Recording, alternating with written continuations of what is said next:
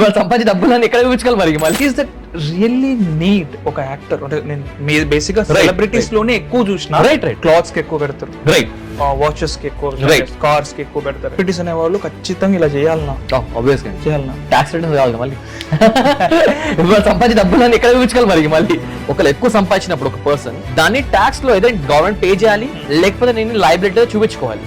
So వాళ్ళకి అవన్నీ liabilities చూపించుకోవడానికి నేను సంపాదించిన డబ్బులు ఇక్కడ టచ్ పెట్టుకున్నా. సో ఆ డబ్బులు ఎక్కడ పోవాలి, గవర్నమెంట్ పోవట్లే, ఎక్కడ పోవాలి, ఎక్కడ పోతున్నాయి నా దగ్గర ఉంటాయి నాకు క్లియర్ గా. నేను ఖర్చు పెట్టాలి లేకపోతే నా సీఏ నాకు ఫోర్స్ చేస్తాడు. భార్గవ్ గారు మీకు చాలా ట్యాక్స్ పడుతుంది, మీరు ఇప్పటికే పోయి ట్యాక్స్ ఫైల్ చేయకముందే ఒక లగ్జరీ కార్ కొనుక్కోండి పోయి అని చెప్పి.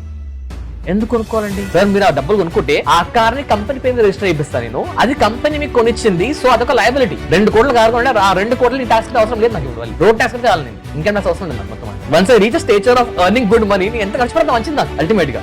దాని ప్రాబ్లం లేదు, వాళ్ళు చేయాల్సిందే.